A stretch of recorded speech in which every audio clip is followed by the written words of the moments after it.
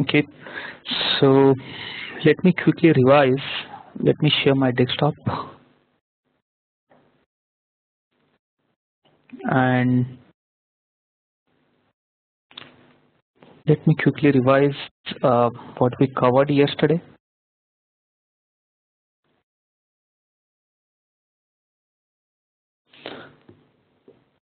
So in the beginning we had very formal demo, and we saw a few people were from, so our audience were actually um, few were from, I think this is not readable, this color. Let me make it blue.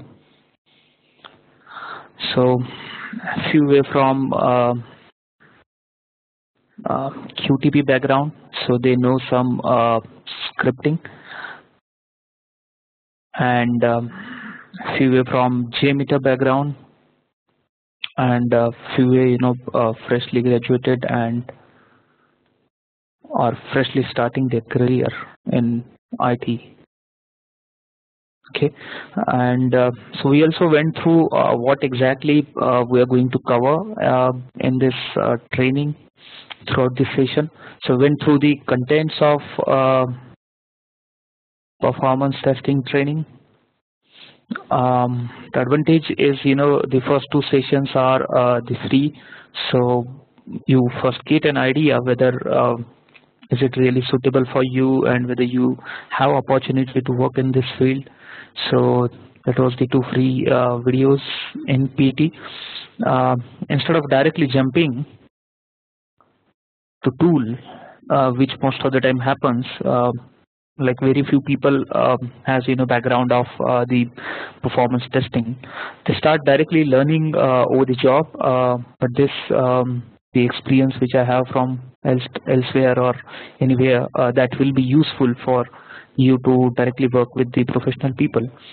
And the another advantage is there are many videos on the Loadrunner, and you can, so those are the recorded videos, and you can access them at any time. I guess there are, I think, almost 20 to 30 videos. I don't remember exactly, but it's on loadrunnerjmeter.com. So once you join this course, you will get access to those videos. Okay.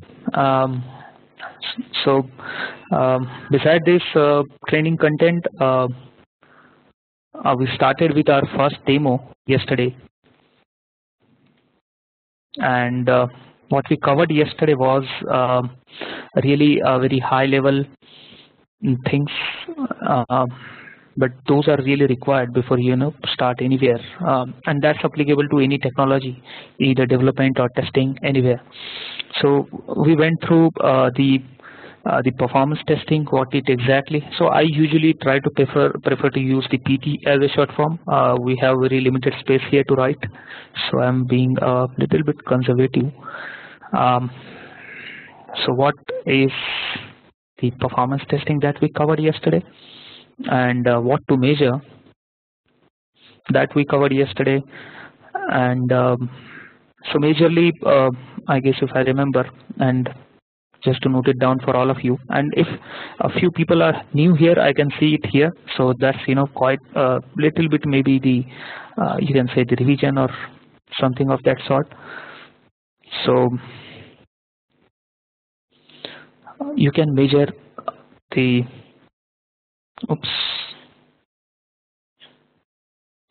so let me type that one more time. So yesterday we covered the what is performance testing and what to measure there. So we covered maybe response time or user load or capacity.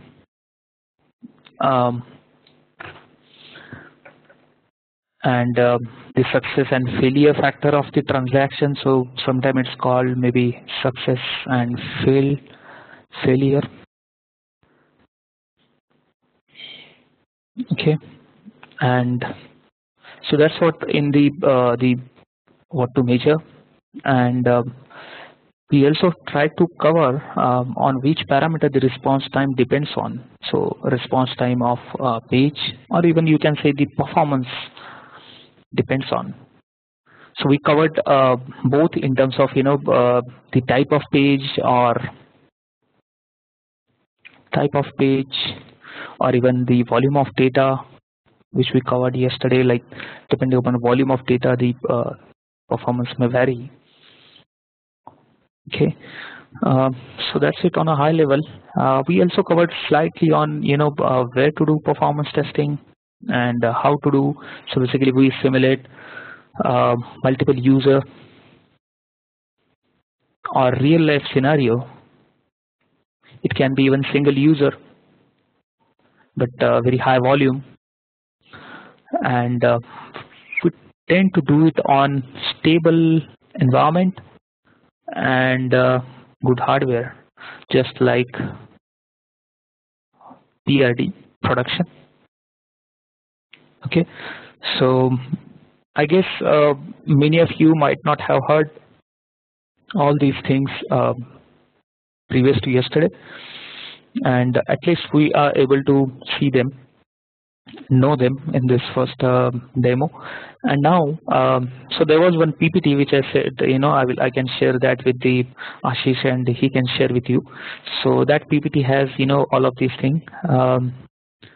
So maybe let me take the screenshot of this, because I'm going to rub this. And okay, and so today we are going to cover the next and the second part of this in the performance testing, and then we are going to start with tool in our next session. So today we are going to cover the next things is more related to the performance testing.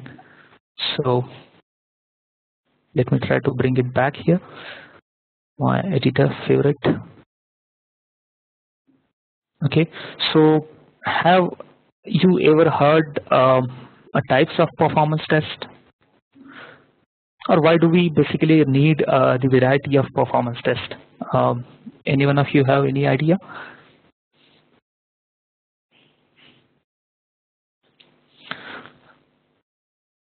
So like we yesterday covered, there can be the real life user. We took two examples. One was the IRCTC.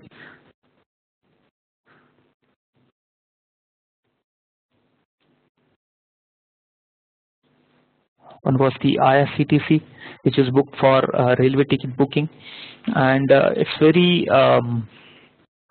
slow website during in the morning hour, maybe 8 to 11 a.m. That's because the tickets are available only during that time, either Tatkal ticket or regular ticket. So how do we measure this performance of day-to-day life? Either IRCTC, or the other example also we covered was let me bring it here. The other example we covered was maybe like a State Farm, where the people who are actually have taken the insurance from this company, they might try to perform various activity, like they can submit claim, or they can do any activity. They can make payment to their premium. Okay, but even this application might also have everyday user volume. Maybe 5 users are doing this activity and 10 users are making premium payment. So to measure this performance, what type of test we should do? Because this is a day-to-day performance measure, so that's called the load test. So basically, we try to simulate the real-life user. In case of IRCTC, it might be the day-to-day user volume, and in case of any other application, State Farm, it will be day-to-day user volume at any peak hour. So here we try to simulate the real user volume during peak hour. Now peak hour can be different for different application. Like in the IRCTC, I said it's 3 hours, and maybe State Farm might have just 1 hour. Anything. And also the user load might be also different. It can be maybe 100 users or 1,000 users, anything. Okay, so basically the purpose is to measure the performance, to measure the response time, and to measure the performance, and to measure the so performance means the response time, and how many users can maybe make a premium payment at a time, or they can submit claim at a time. How many users are able to book ticket at a time without throwing any application error, without throwing any server error, any kind of error, whether application is down or anything. So throughput, which we covered yesterday, like throughput is the success factor of different end-to-end test cases. So end-to-end test cases volume is nothing but basically throughput. So we try to measure this factor at peak hour and at anticipated user load. So that's very realistic, right? So do we really need any other test actually? Because this is covering each and everything. We are simulating the real user, and we are measuring the response time and the throughput. That's what we want. And if there are issues, then we try to fix them and retest it. So what else actually? But there are a few more tests actually. The other test is stress test. As name suggests, it's a stress. It's something higher than load, because daily volume, as our clock runs every day for 24 hours, we work for maybe 8 hours every day, and like our productivity and everyone's productivity, everyone's browser accessing internet at a time may vary. In the morning maybe we are more energetic, and maybe we are trying to work hard, we are accessing everything. And as the day goes off, maybe during lunchtime or something. So just like that, the real user will also be. As I said, the 8 to 11 a.m. is the maximum user volume. But what if there is some seasonal day, like Diwali is coming, or in case of airline flight booking, Christmas, the many people starts booking airlines, then that's a higher volume than day-to-day volume. So day-to-day volume we are covering in load test. That's why we need the additional test as stress test. So anything you can cover is higher than the load test is nothing but stress test. So there is no thumb rule how much user load we should cover, but some industries might cover maybe 130% of load test user. Some might cover 150%, or some might take till application crash. Here the objective is to see whether this application supports higher volume. That's the only objective. We are not going to measure the response time or throughput and all that. If the application is working, if it's not crashed. Oops, I miss it out actually. Oh.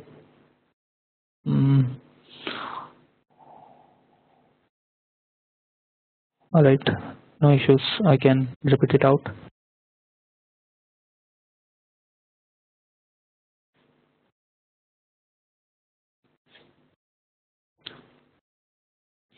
So first we covered was the load test,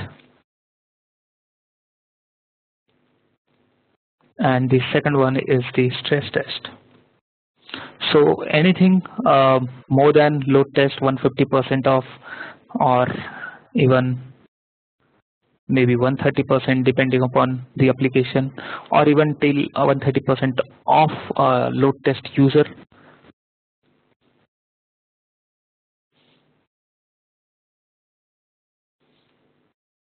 or till application crash. So that's what we try to measure, whether it works or it does not work. We don't measure the response time or anything else in this test because that's been already measured in the load test, and that's the day-to-day volume. So we don't try to measure those things here. So that's what, right? I mean, we covered the day-to-day volume in the stress test. We covered the this.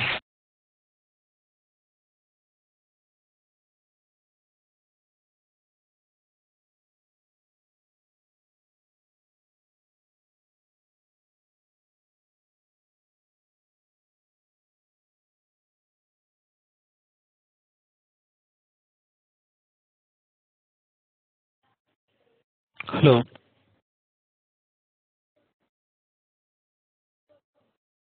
Hello.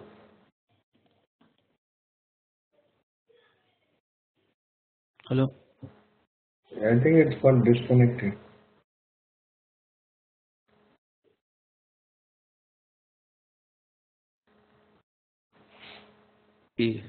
Maybe we need to again connect, I guess. Not sure.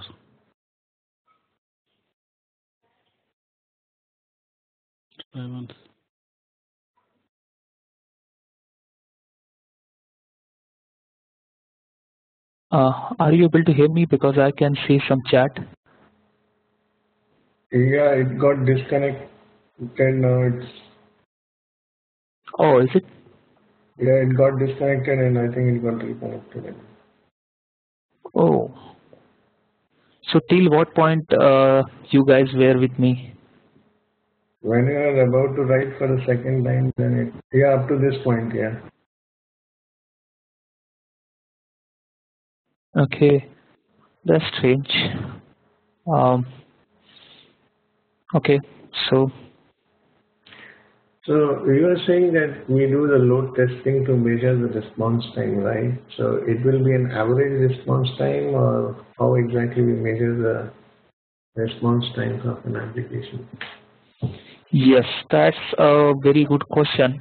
I thought we might be covering it in the analysis, but it's good. Like I wanted to, trigger that process, the thinking process in all of you. So this is the average response time, and so what we measure is only the average response time.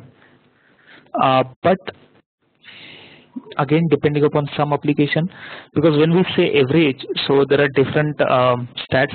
It might be peak, or sometimes we call it maximum response time, or even 90th percentile, or even mean. But we should not be measuring mean actually, or we should not be worried, or we should not be doing our analysis on mean. So majorly we cover average response time and try to share it, but some customers are very choosy and they might be interested in 90th percentile. So max maybe they can ignore, or some analysis or defect will be there and we'll have to fix that. So again, depending upon application, but majority time average and 90th percentile covers the requirement.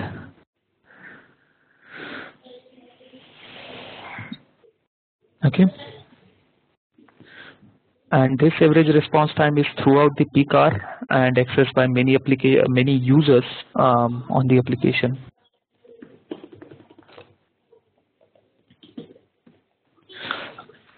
So if you have missed the stress test, I will repeat it. Stress test is the just like the load test. We don't change anything in the stress test.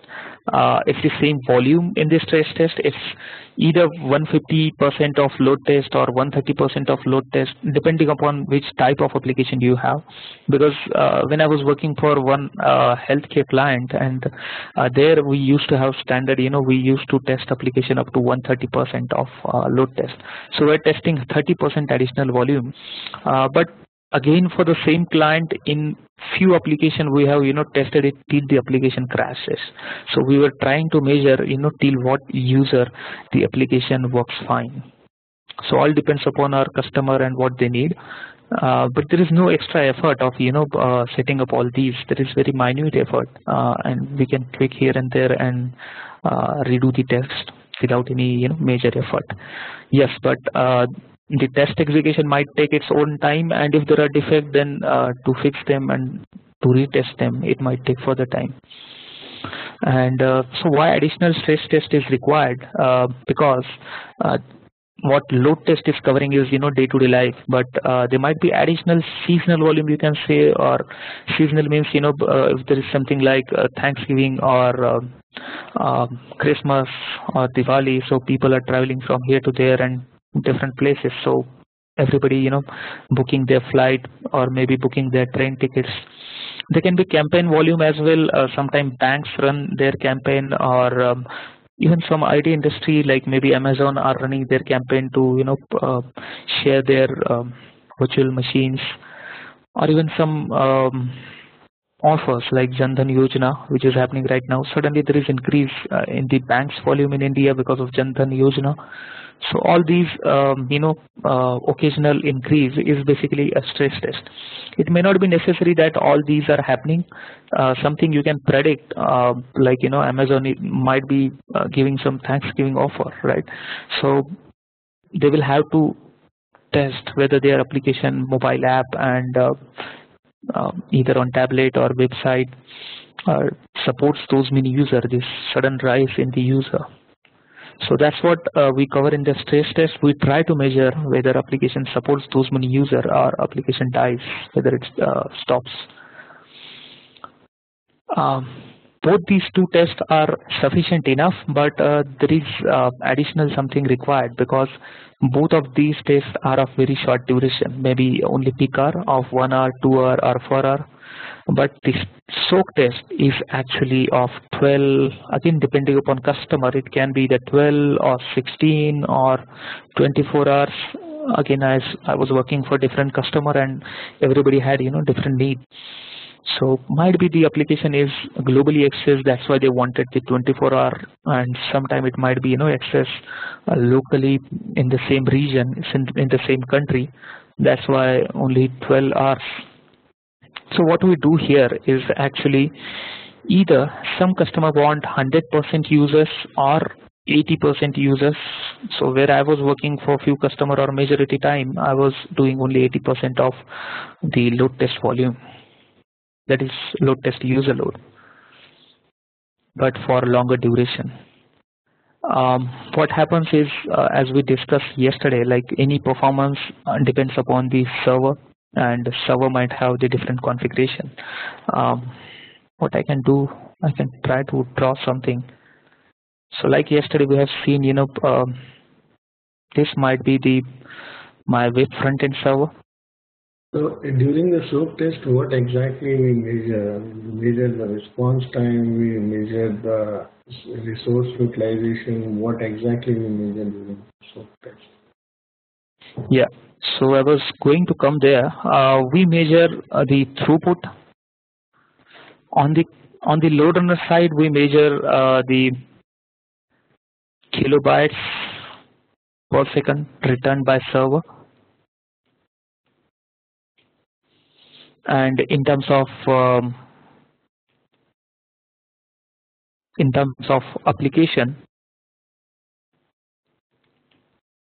we measure how much transactions per second being completed or be getting passed. So all those are relevant. I'm not going to cover many hi-fi things today, because it might be confusing for you guys now, but it will be very funny, very interesting when we will be going there in the analysis section.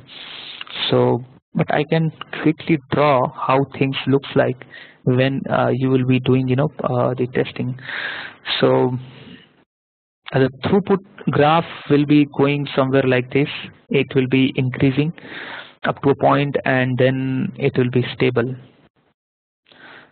in case of there are no performance issues. So this graph I'm saying, this is the throughput graph.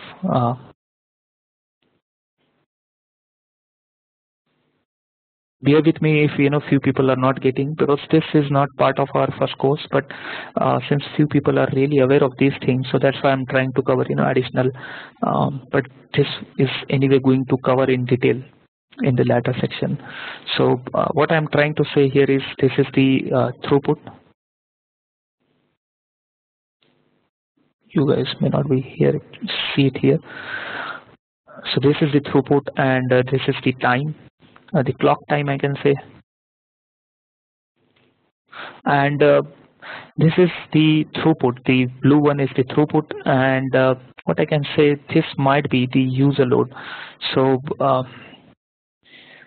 let's say this is the user load. It's increasing maybe up to maybe any user load, and then once the user load are stable at particular time period for maybe 1 hour, whatever peak hour duration we discuss here. So this is the most realistic case when there are no performance issues. So this red one is the user increase volume I can say, or we also say something the ramp up user. So basically when users are increasing and then they are steady, the application is also sending more and more data because more users are accessing.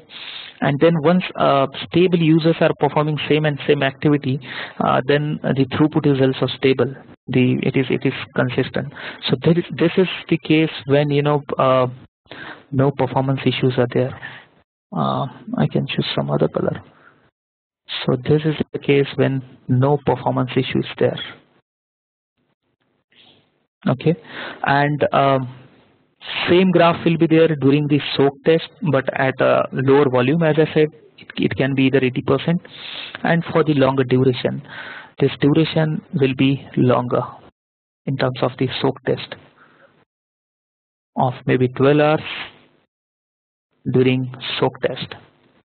Now what difference does it make? I was going to cover here actually that the web front end has the different hardware like we discussed yesterday, maybe RAM and the CPU and maybe disk and any other parameter, number of servers as well. Okay, there might be number of servers or cores. Okay, so the RAM is basically a critical factor in the soak test. We are trying to measure the memory utilization, and if there are the memory leaks, then those will be coming up only during the long duration, that's 12 hours or 16 hours or 24 hours, and that's why we cover the soak test only for issues on the server side, which will be coming only after a certain duration. Now what will happen if there is a performance issue? This was the no performance issue case, but what if there are performance issues? So let me choose some other color. Now in case of what will happen in case of performance issue, the memory will be looking like something like this, or throughput. So server throughput and the application performance are related. If application performance is good, then throughput will be also same the way the blue color is plotted. But in case the application does not support these many users, and let's say it breaks out at this point, at midpoint, so what will happen? The throughput will be again steady up to half point, and after that I will have to use some other. And after that, then it might be going up and down, and at one point it might crash up to 0. This 0 happens when server is down. It's not able to take any more requests and it's down. So that's when in case of the performance issue. But if application supports till this many user, then what will happen? The throughput will continue here till this point, and even it will be stable here because we haven't found any performance issue during load test and stress test. But in the soak test, if we found some issue, then after the long duration, that is after peak hour, but in the remaining long duration, this throughput graph might go something like this. and this happens because there is a memory leak. It can be memory leak, it can be maybe connection pool might not be released, or even I have found one issue during longer tests like cursors. If you guys are not aware about cursor, so on the back end, on the DB side, whenever you publish or you try to get some results, so cursors are doing that job. So they bring the results are published on the cursor, and then web front end brings that data, so or it reads that data. So there are limitations in cursors, and after a certain point, this memory was going down and down because cursors were not closed; they remained open. Okay, so any type of bottleneck, it can be memory side, it can be some shared pool, or it can be the cursor and anything. Those will be coming up, those will be appearing once we will be running this test for longer duration. At the same point, what we are trying to measure on the server side, this all we talked about, client side, but how we find out the exact issue.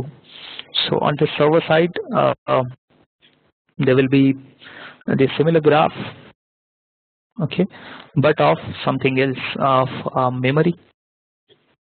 This will be graph of memory, or it can be even the connection pool, anything. It can be even cursors. And here it will be time. Just the numbers are different. Here maybe here we were measuring, in terms of, I already mentioned here, the kilobytes per second or megabytes per second, whatever is the factor. But on the server side, there will be memory. So the memory will be measured in terms of bytes. It may be the gigabyte. Most probably it will be the gigabyte. Connection pool might be 100, 2000. Cursors might be, I written here wrongly. I misspelled it. So this is the correct spelling. And cursors might be maybe limited. And so what will happen? And in that case, during longer, so instead of drawing this, I should be drawing, the available cursors or available memory. It will keep on reducing from the beginning, but you won't really realize the slowness because you still have this much available. Okay, so you will start facing the problem when there are no cursors available or no memories available. So after that, your server, your end user will start seeing the performance issue because there is no resources. All these are resources. Okay, so that's the main objective of soak test, and yep, that's it. So does it answer your question? Yeah. Gaurav, I have a question for you. Yeah, like in the load test, you have given an example of ISITC, wherein the peak hours will be from 8 to 11. So during that period only we do load test, or else it may be any time that we do. Time is not required, but that duration is required. Because our server will be different from the production environment. So like we said, this web front-end server is having certain RAM, some CPU, some disk, and some number of server and cores. So we want all of these only on the test environment. Only on test environment, right? So it does not matter how at what time you are running the test, because the actual users will be accessing on the production environment and you will be doing test on test environment. So you can do any time, but that duration is important. What we call it as the peak hour. Peak hour can be 3 hours, 5 hours, 10 hours, and of course the user volume. We should be testing the same volume. If our test environment is of same capacity, if our test environment is of maybe 50% capacity, then we should be testing 50%.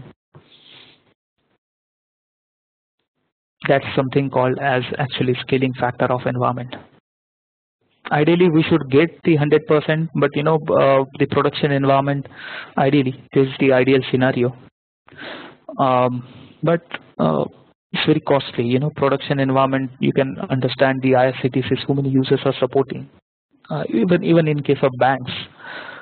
So in case if you are getting maybe 50%, so you should be testing only 50%.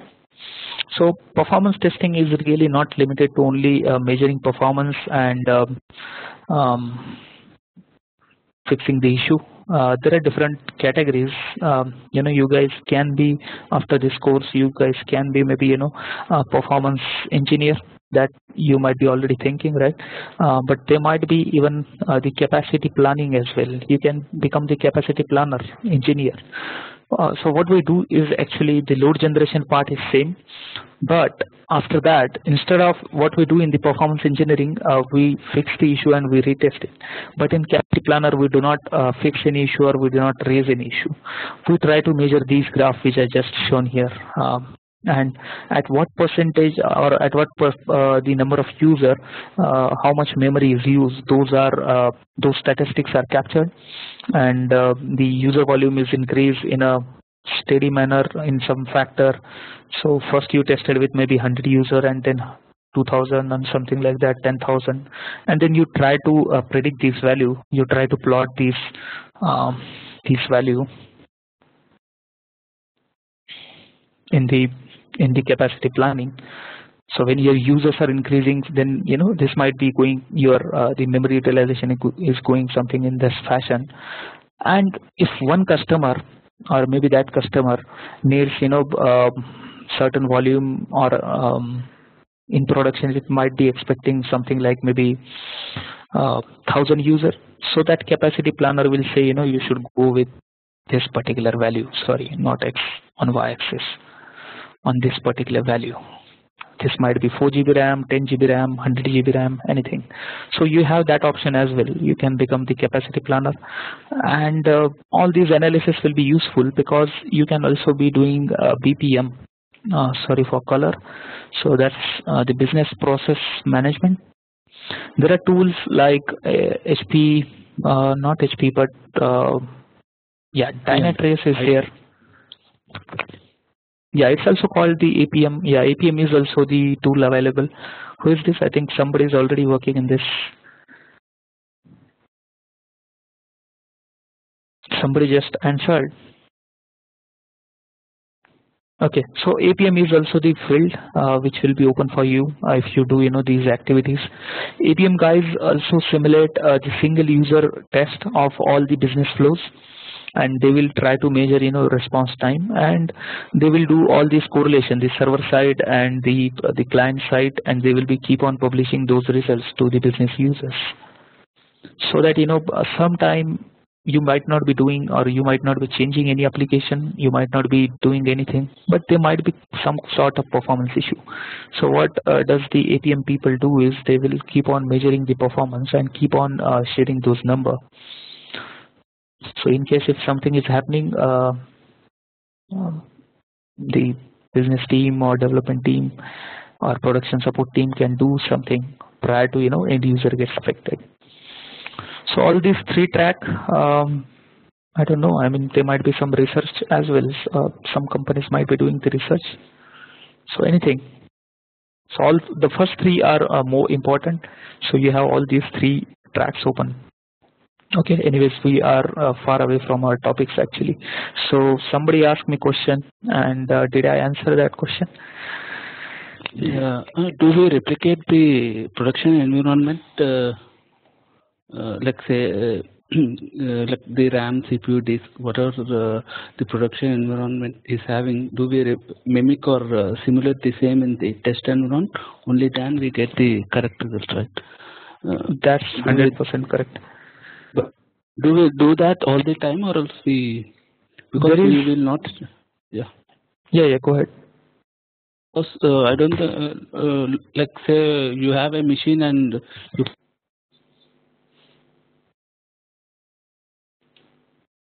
Hello. Yeah. Like in the Loadrunner, we'll have all, like we'll be configure all the production environment. We will simulate that, like this many RAMs, this many CPUs, and this in the Loadrunner, or else it is. Am I understanding it right or not, I'm not sure. But then that we replicate the production environment or not, that is my question. Yeah, so there are two environments. One is the test environment, and second is the testing environment. Are you able to follow the difference between these two? Here there will be front-end server, like I said, and there might be the middleware server. There might be database as well. Okay, and there is a testing environment, like I said, or you just now have said, the Loadrunner and all those server. So this is the testing environment from where I'm testing. It's just different terminology, or you might call that as a test environment and this as a testing environment. But this is the Loadrunner servers, maybe Loadrunner agent, Loadrunner controller. Okay, and this is the front end server, and this may be the middleware server, and this may be the backend. Okay, so this environment, the test environment, the application which we are testing, should be of this capacity, RAM, CPU, disk, and this should be similar to production. Okay, and this environment is something else. The capacity of this environment should be as per the Loadrunner or HP guideline. If you need to test maybe 100 user, then very few low size RAM would be sufficient. But if you want to test maybe 50K user, that's very huge. So you need maybe better RAM here, right?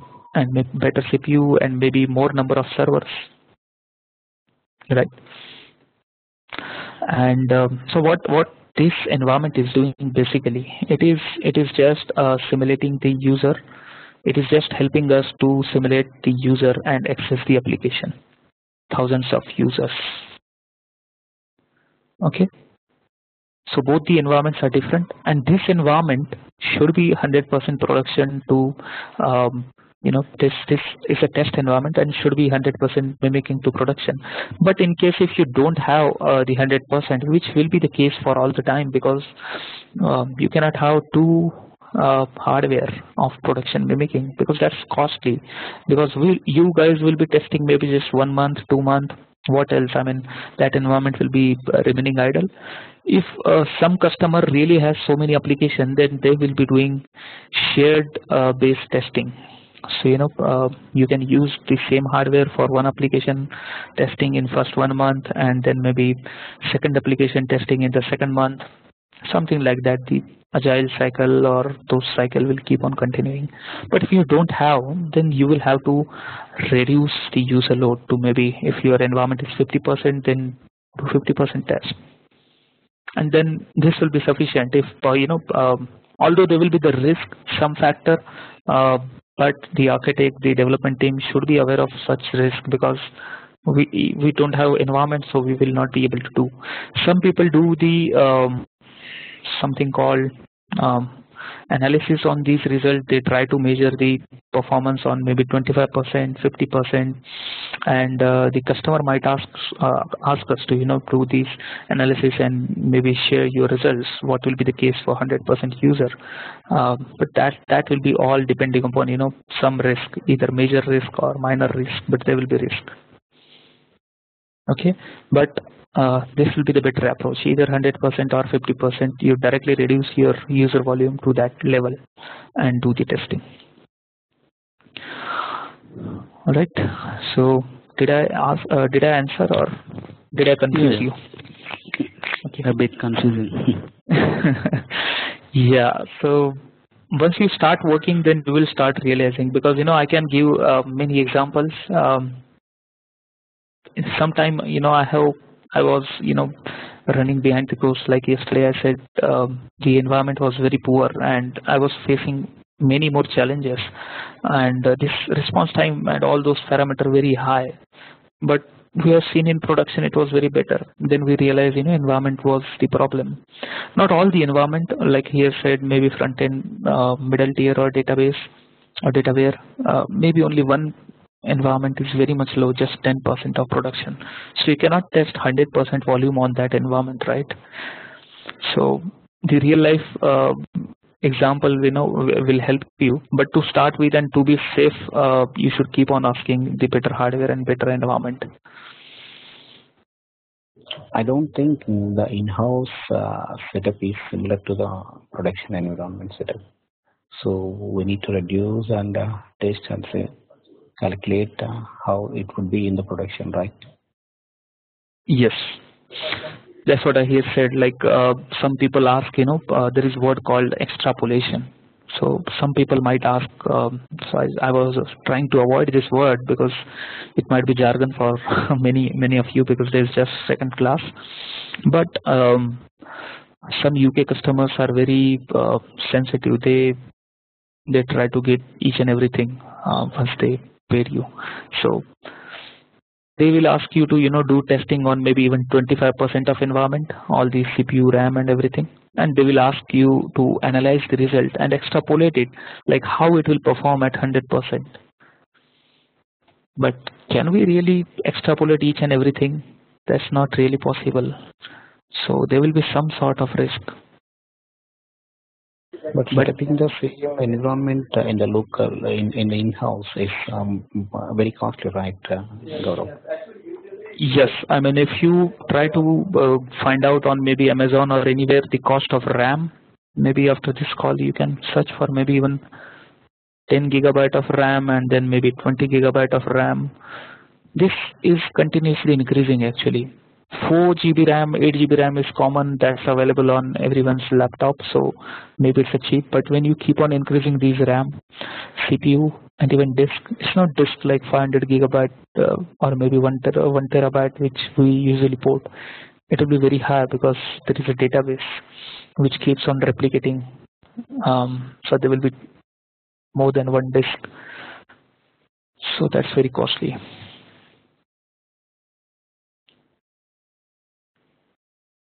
I got some confusion between only peak hour and 150 or 130 of load test users. Can I assume that only peak hour means the 100% of the load which touches to the on the load test? Yes. Shall I? Because only peak hour means what does it mean? Because we are doing some stress also by using 150 or 130, like you said. Then what is the difference between only peak hour or on the stress? Yeah, let me try to explain maybe in some graphical format. That will be very much useful actually. So let me remove this. Okay. So let's say you are the customer and you are asking me to do the testing for your application. And let's say today is maybe Monday. Okay.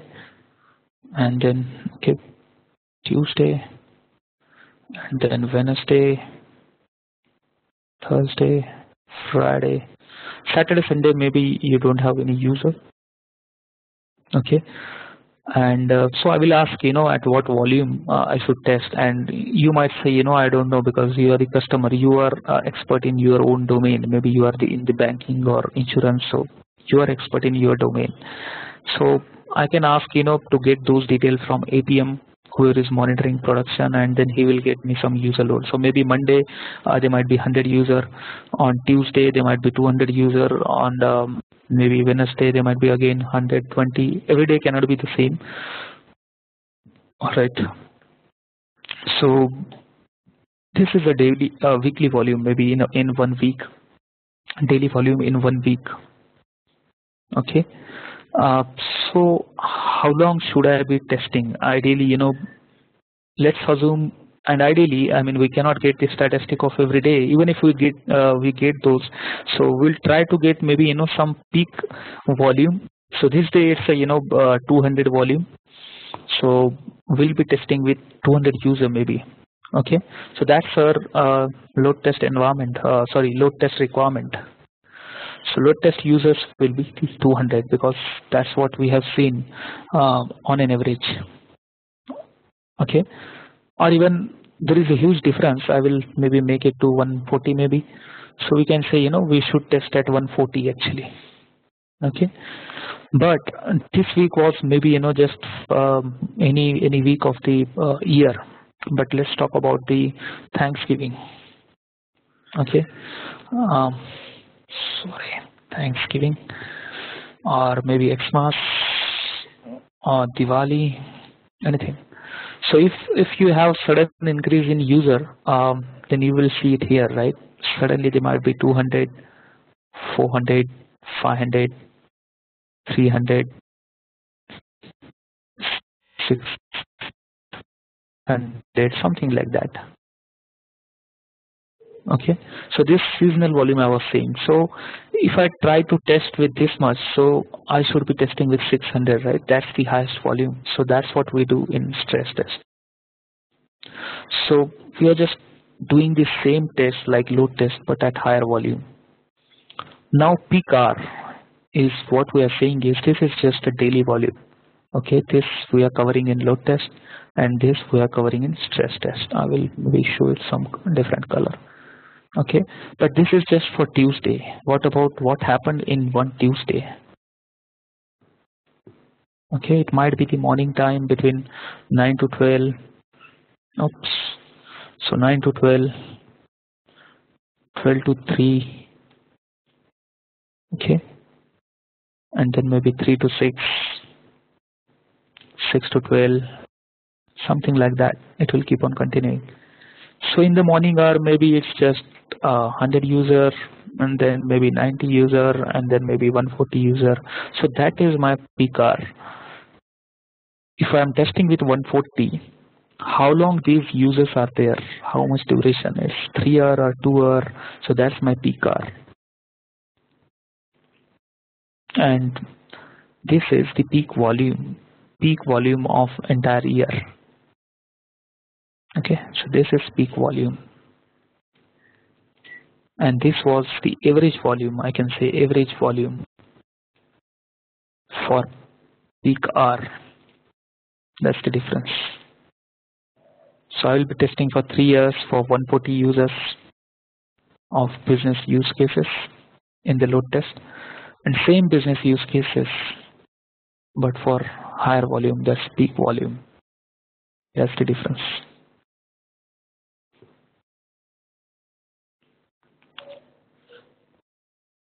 Any other query? Yeah. I got the clarification. Okay. So let's go back here. So are there any tests? Can you remember anything which you have heard prior to this? There are few more tests actually. Oops, there is color. I will have to change.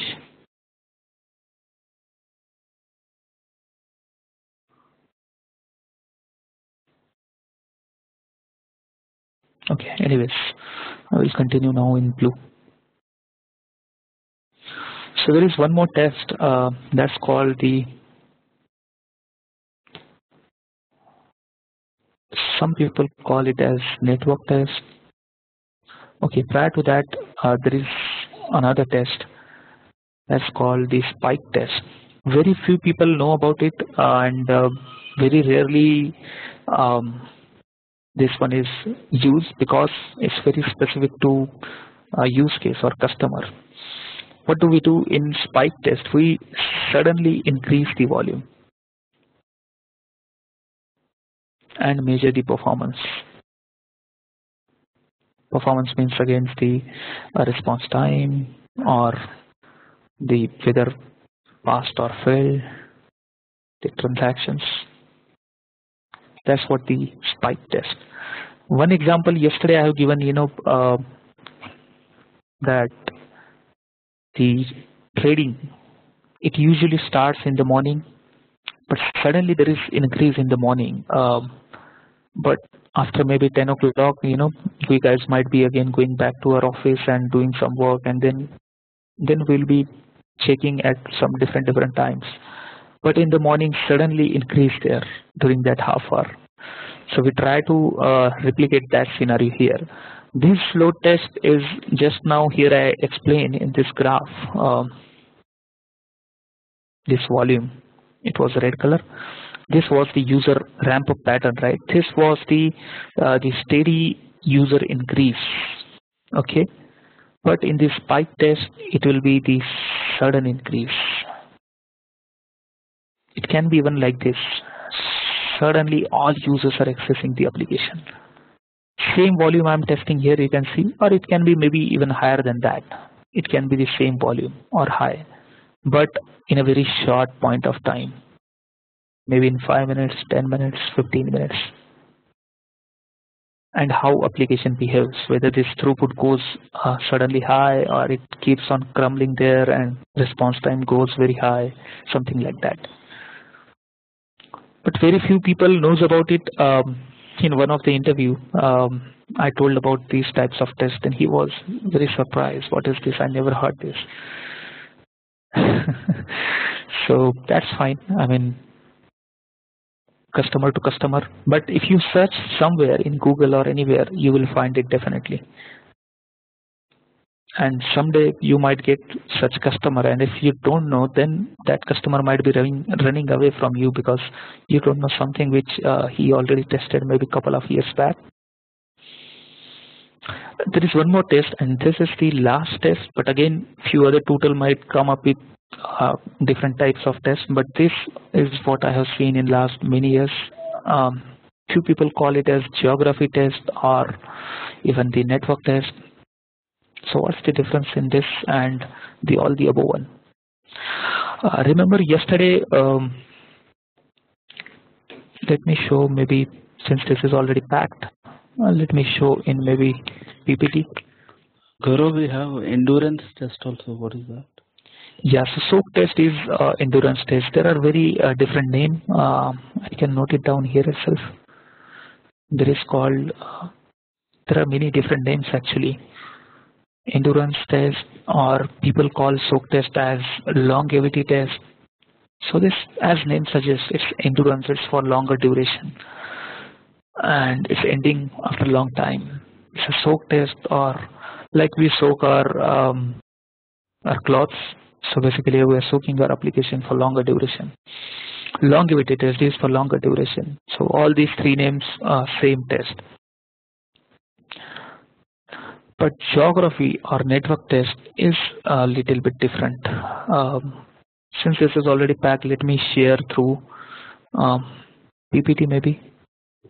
No, sorry, paintbrush, but new paintbrush. Let me save this somewhere.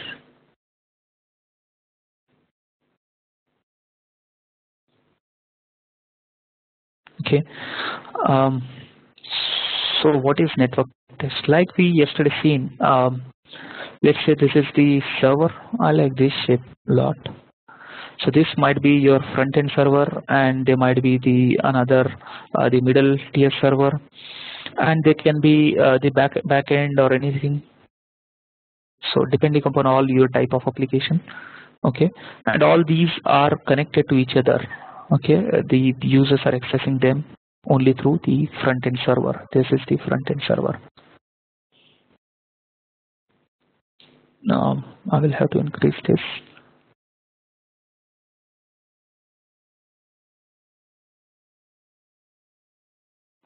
Okay, this is front end server, and this is the middle tier, and this is the backend database. Okay, and so different users are accessing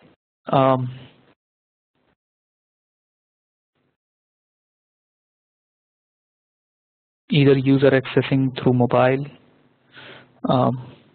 maybe this might be their mobile, or some user might be accessing through maybe desktop. This is the desktop, this is keyboard, and maybe this is the another user. Okay, so all these users are accessing through different network. They are accessing the application, okay, through mobile. Now where how these the are accessible, all these front end. These might be in US or anywhere. These servers might be in US or Japan or India, anywhere. And the users might be in US. One user might be in US, another user might be in Japan, and some other user might be in China, India. So how they are accessing this is there is different network. This might be the 2G network for mobile, or 3G network for mobile, or 4G network, and even the desktop might have different speed, right? It can be the different LAN, but that's the speed only for the end user. But what about the speed between the server, which is in US, and the user in Japan? There might be the different bandwidth and latency. If you don't know about the latency, what I can do is I can try to ping maybe www.google.com. So this is the IP address of Google, but this what I can figure out is not the actual IP address. This might be hitting some proxy server or load balancer or something like that, and it will show me the latency just now. So okay, the server is not accessible, that's why it is not showing the latency, but I will have to find out something else. Maybe ping. I will have to access maybe. So this is there, right? This is our own website. We can even try to ping, because I'm working right now from home, so I can try to ping our own website. Okay, this as well I'm not accessible.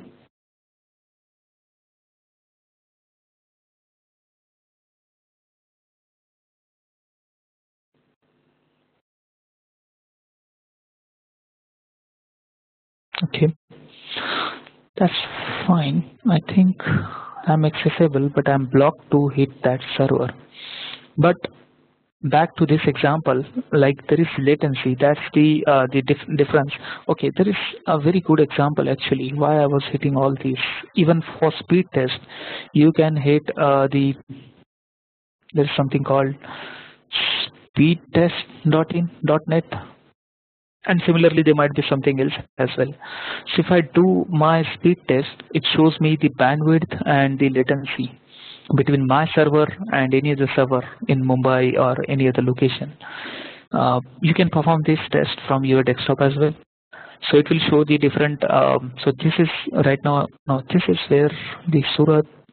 I'm somewhere down here, and it will try to trigger the test, and it will show me the latency and bandwidth, and there are a few more factors like packet loss, and there are many other factors. So basically, when I'm accessing any application, my request will go through all these scenario, and my request will hit the server, and then it will try to process my request, and then it will come back from database, and then from database to front end. Okay, and then from front end to the me. So what we covered actually, because test environment, this is the test environment. This what we have seen. Let me change the color, or let me change the shape and color as well. Let me change it to maybe something blue. Nope, orange. So this is the testing environment, and this is somewhere in the same network from where I'm testing, from the Loadrunner. But this user is anywhere in the world, and when it is hitting, these requests are going through all these parameters. So all these part I'm testing this the testing environment. I'm testing this under load test, stress test, longevity test, and spike test, because both these server are at the same location, my Loadrunner server and testing environment. But in network test, this user will be outside.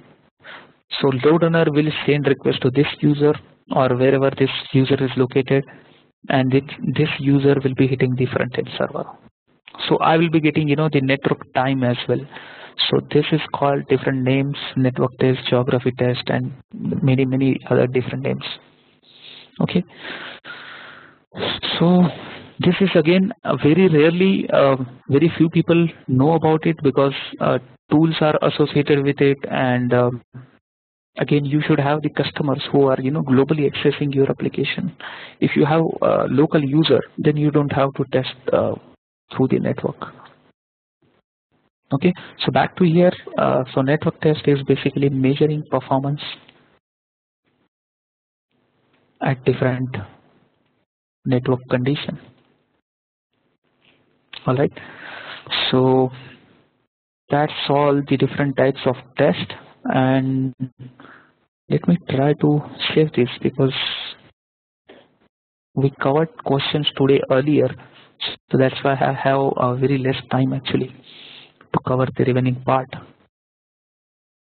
That's okay, I will save it later. Okay, so do you need the screenshot of this before I remove it?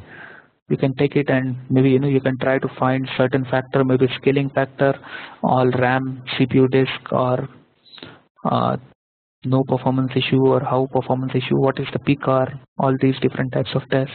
You can search on online, or you can try to find different openings in performance engineering, capacity planning, or APM or R&D. All right, so I'm going to rub this, and we will try to quickly move to our next part because we have hardly moved actually. No, we have moved better actually. Yeah. So what we have just now covered was different types of tests.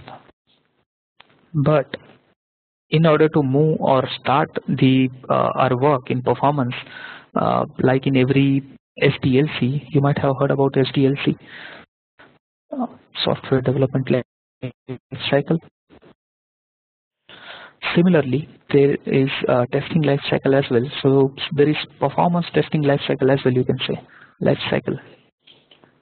So there are different phases. As most of you already aware or already working, so already aware about SDLC. So similarly, there is called the requirement gathering. Okay, and then the other one is test planning.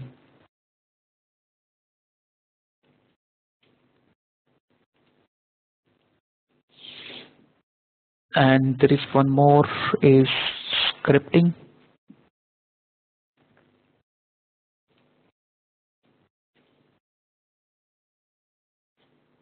Then there is execution, and there is analysis and reporting.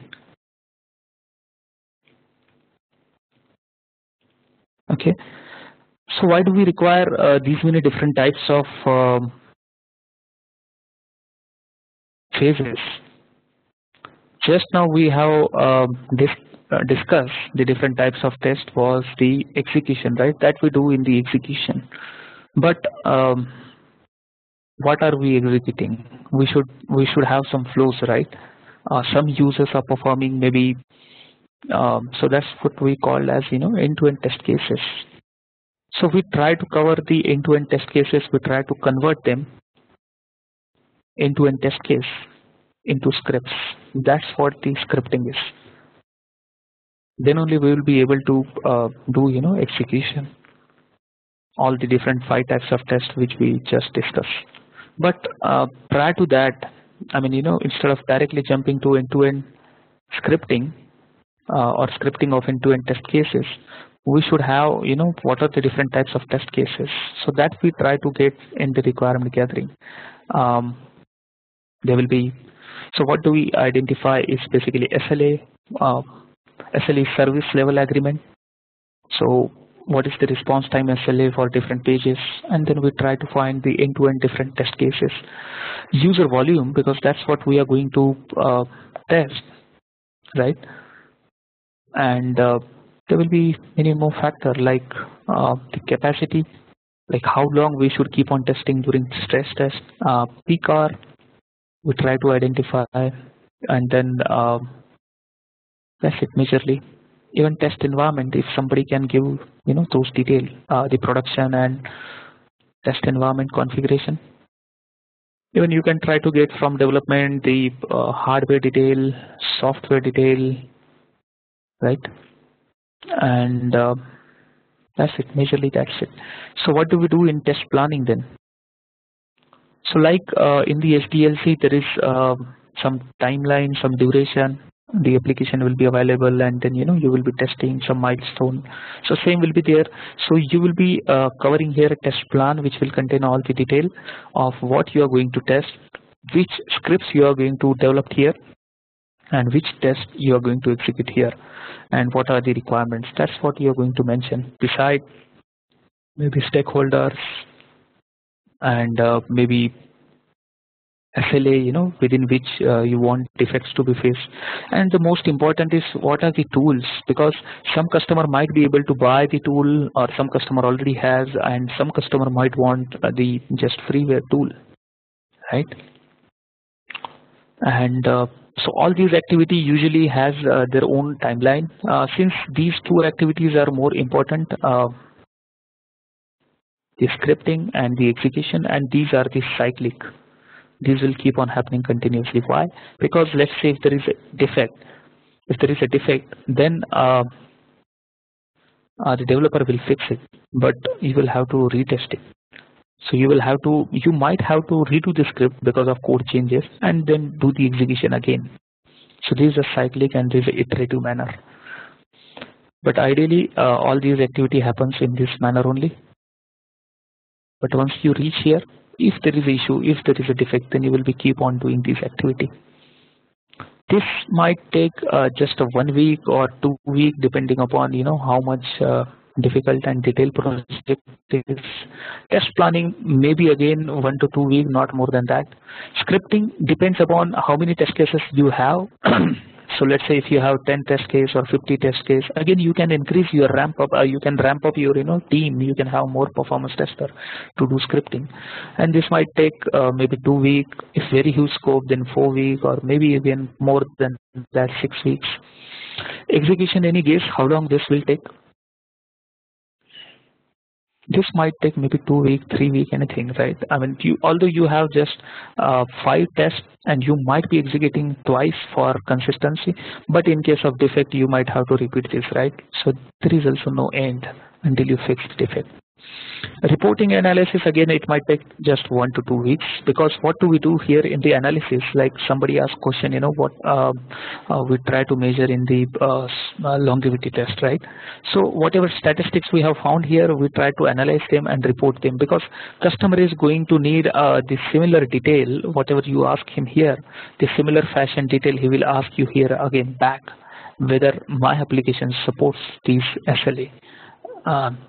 These user volume, whether the response time is, and at the peak hour, whether capacity is able to support SLA, and whether those user volume is sufficient, and within the response time. That's what we said here in the SLA.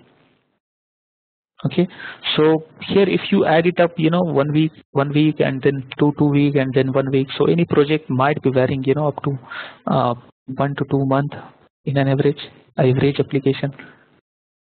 It might take even longer. If very huge application, then it might take 2 to 4 months. Okay, this is very huge application, maybe I can say, and this is small application or even medium application where scope is limited, or medium application. All right, that's it. I'm going to rub it again. We'll move quickly in another 5 minutes. So what else we have? We covered the types of tests, different phases of performance testing.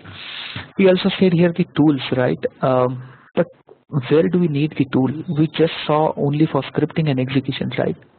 Only for scripting, only for execution and scripting, right? Let me rub it and recall it again. So there are tools for scripting, which we just saw, for execution, for analysis, but all these tools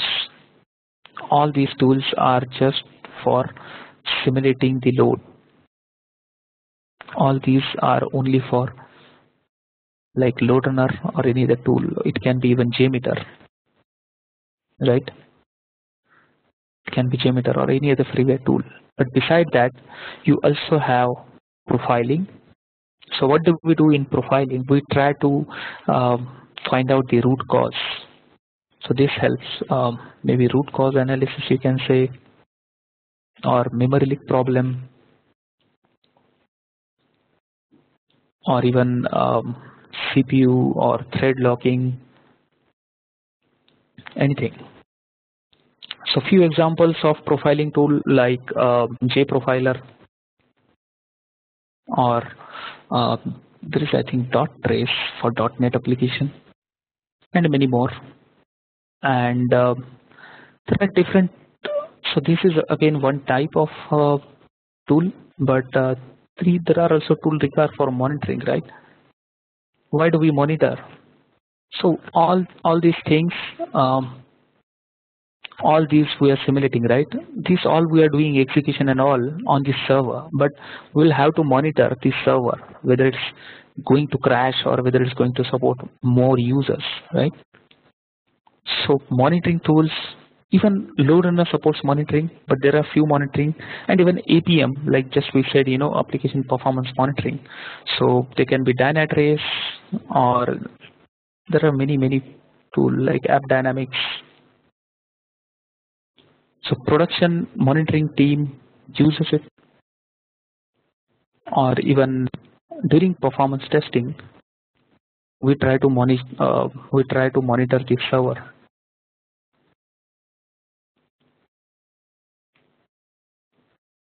Okay, so there are tools for that. And one more thing we have seen today is the network test, and some people call it as geography test, very different name.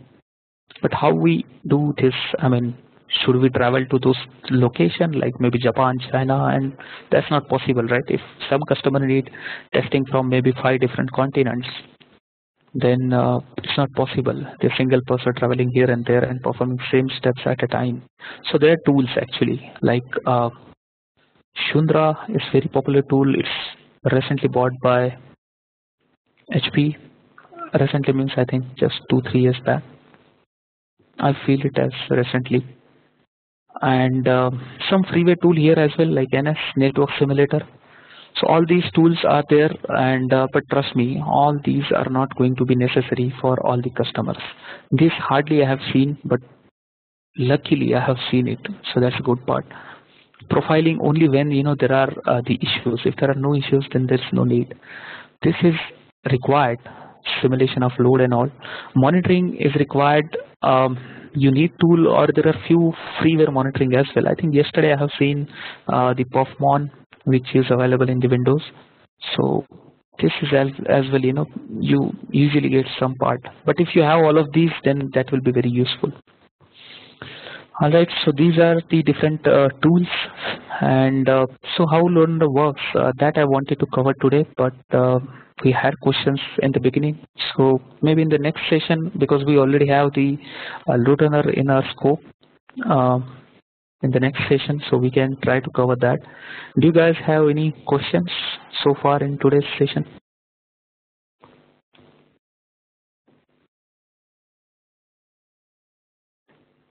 So like yesterday I said, we have,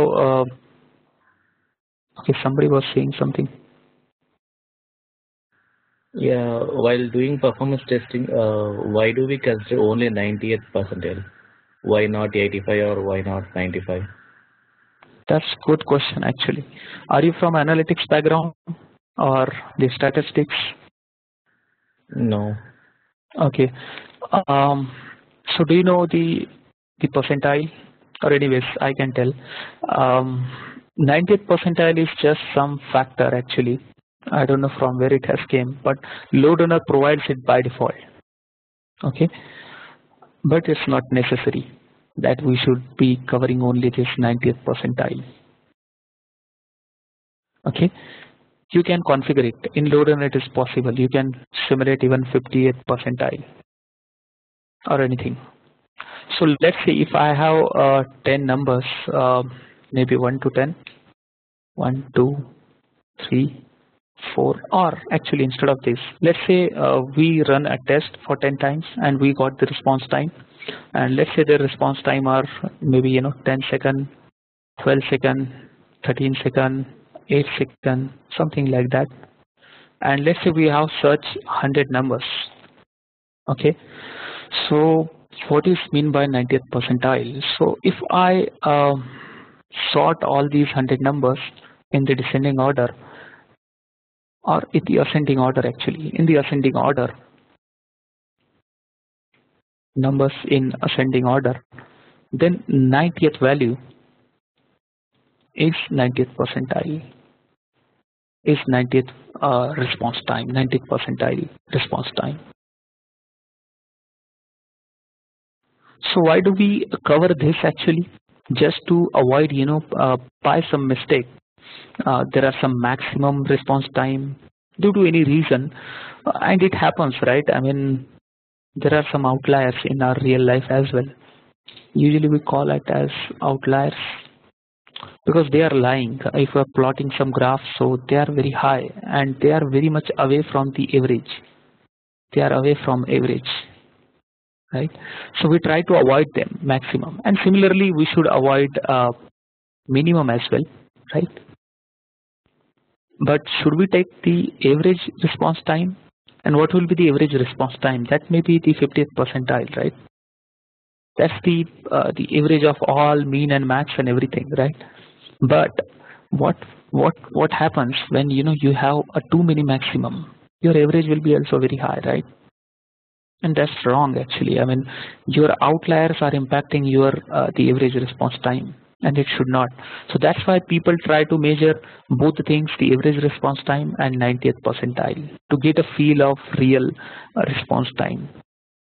Okay, to cover the central part, the major entity part, and minimum and maximum, those maybe can be ignored because it happens very few time. I mean, those numbers are only happening maybe once or twice.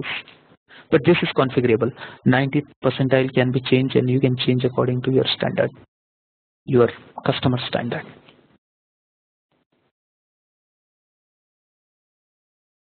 All right. Any further query?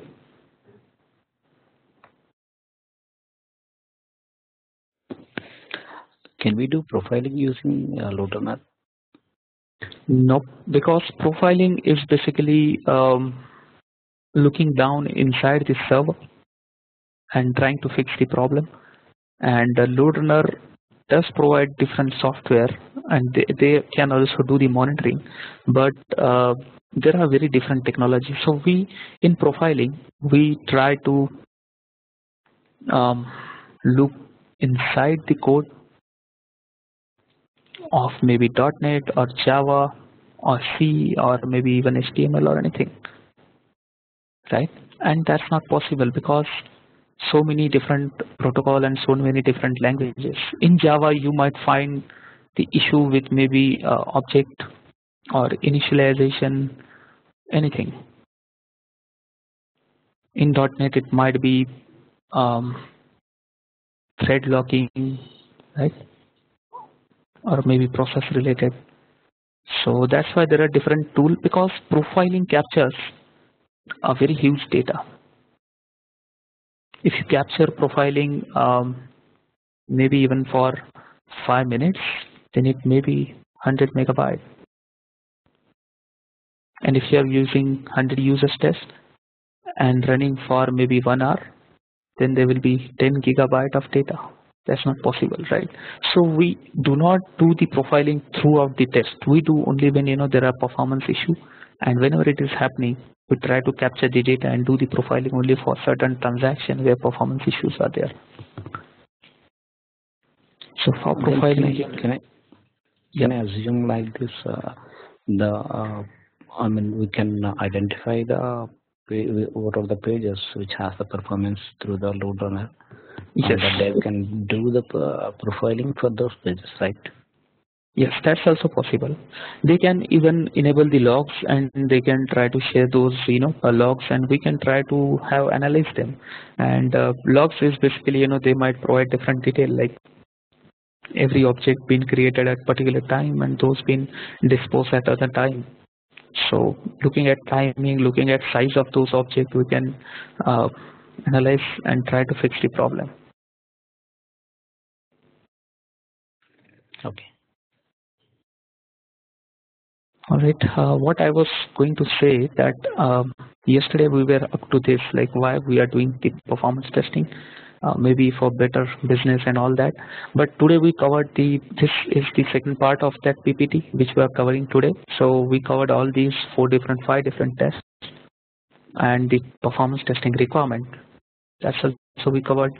Performance testing tools we also covered. And these are the different phases, and what we do in each of these phases is also covered. And so how it works, basically I wanted to cover like what does Vision do and what are the different components of Loadrunner, but we'll cover these actually later. In the next one, sorry for that, I wanted to find it out some real life performance problem in your project. So either this you can assume like homework or something. So try to find out a real life performance problem. Either keep on reading newspaper or anywhere in the website and try to find what were their requirement, and then you will be able to think in that way. Okay. Also, I will recommend try to find out how Google has improved their performance. Okay. Why Google? Because it's very fast. So you might find a variety of technique which they have used, and also try to find similar technology. If your application is in database, then try to find in Google, like how database been improved by any other user, any other customers. All right. That's it from my side actually, and I will try to share this PPT with Ashish, and he can share with all of you. This is just prepared by me, so I don't have any copyrights on that. So how are you liking this? Are you guys liking this course, and do you feel this useful and related to you? It's really useful. Okay. Interesting also. Okay. So how many are interested to join from tomorrow? So although that's question from Ashish actually, that should be.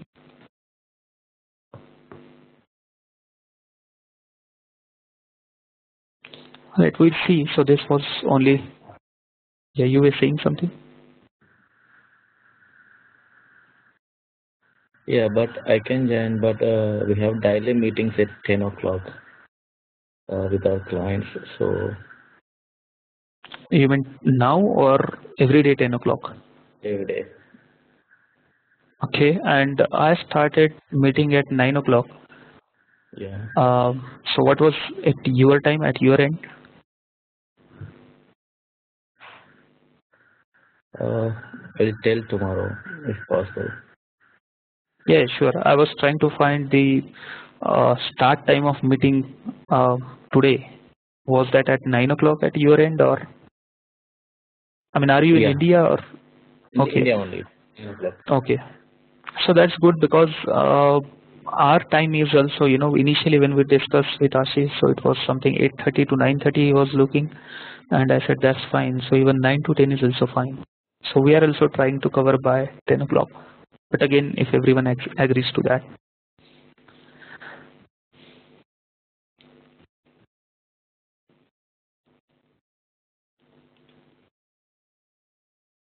All right, I think Ashish needs the room, so I need to uh, close this meeting, and Ashish can share you this video. Thank you all of you for joining this meeting. Thanks, sir. Thank you. Yeah, I'm disconnecting now. I need to attend the call.